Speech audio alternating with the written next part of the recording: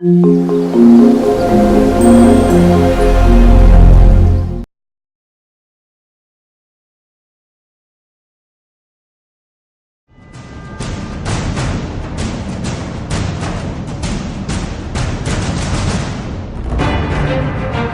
we're going to be talking about alternative energy sources and their effects on our community.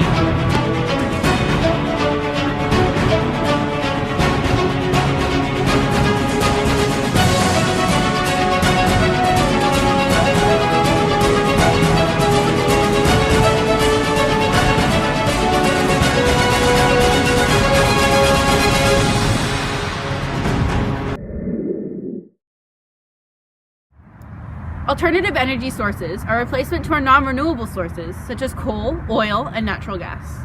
These are the sources we depend our lives on every day. But what if they were all exhausted?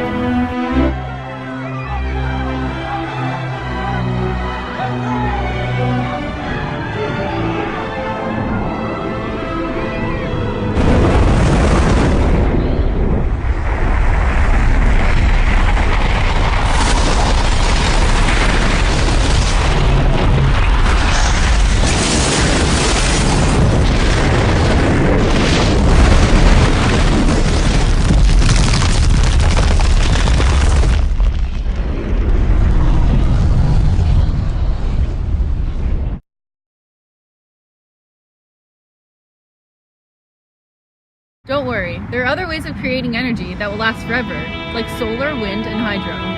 The best part about these sources is that they're unlimited. Now it's time to see how these sources support the fight against global warming.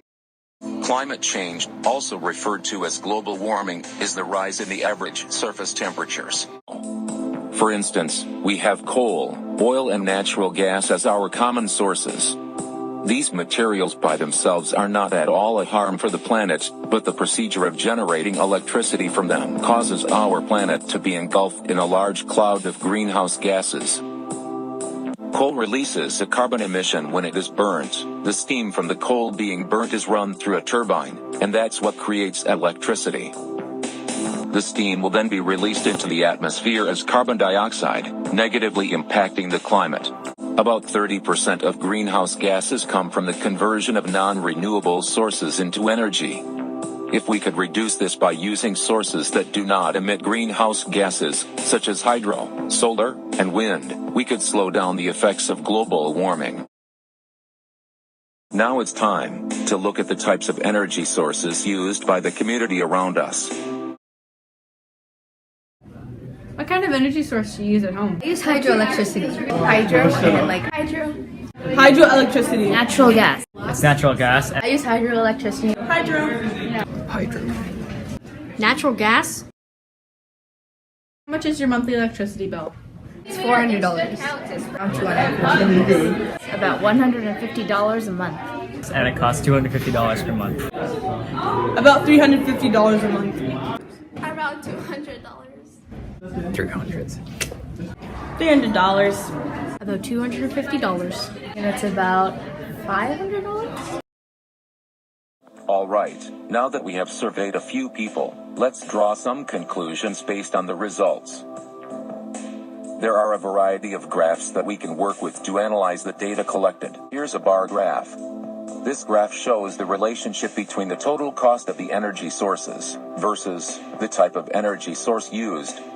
The dependent variable is the cost, and the independent variable would be the type of energy sources used. Although there might be a few people using other types of energy sources such as coal, oil, solar, or wind power, those statistics have not been collected. This allows us to clearly distinguish the costs and the usage of hydro and natural gas.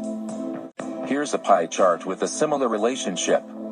Instead of looking at the individual responses, this chart shows combined costs of hydro and natural gas used per month per person. The dark blue represents the total cost of hydro combined, and the sky blue represents the total cost for natural gas combined.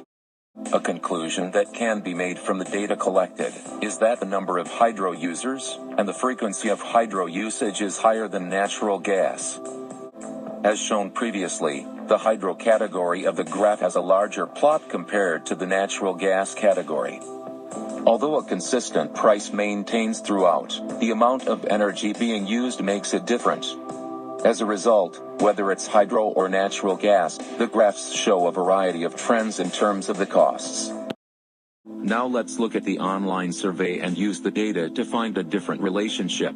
This one would be the age versus the opinion on the effects of climate change. Blue represents the number of people who said yes.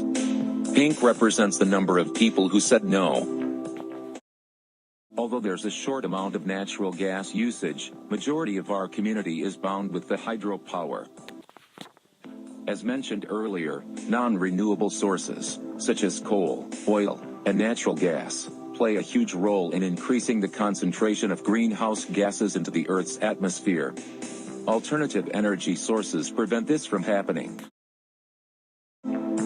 Now it's time for you. What can you do to prevent this massive climate change? How can you contribute to be a part of this battle? Can you take an action to limit climate change? Do you have to be involved in a nearby community or a school event? The answer would be no. There are many ways that you can do at home, as an individual, to limit these impacts of climate change.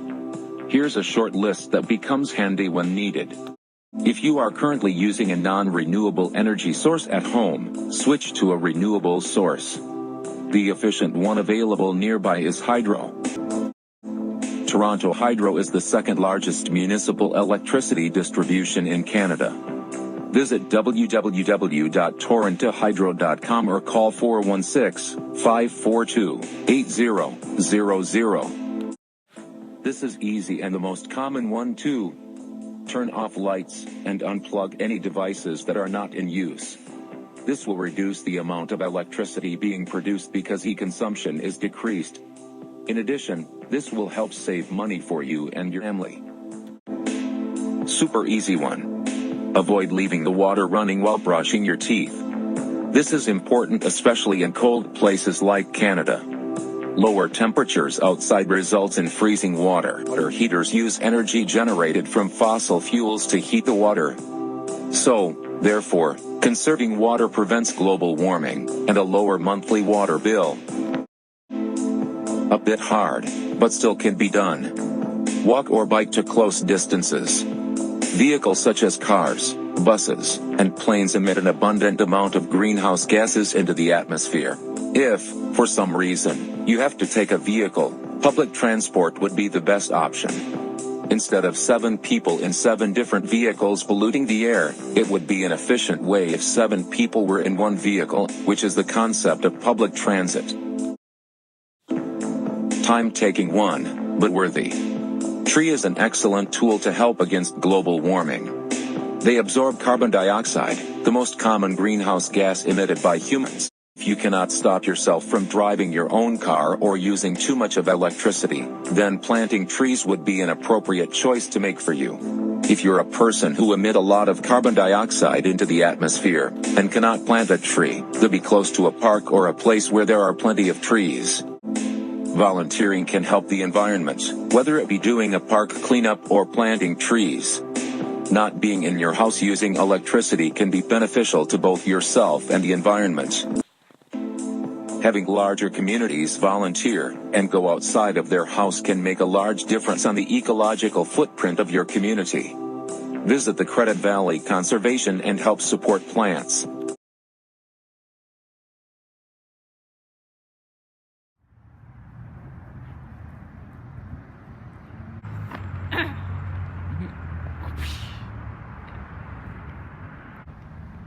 Today we're going to be talking about alternative energy sources and their effects. I keep squinting.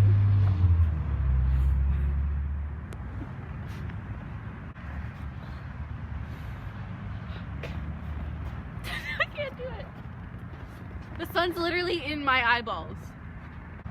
Today we're going to be crying. There are tears in my eyes. Alternative energy sources are a replacement to our non-renewable sources. Alternative energy sources are a replacement to our non-renewable sources such as coal, gas,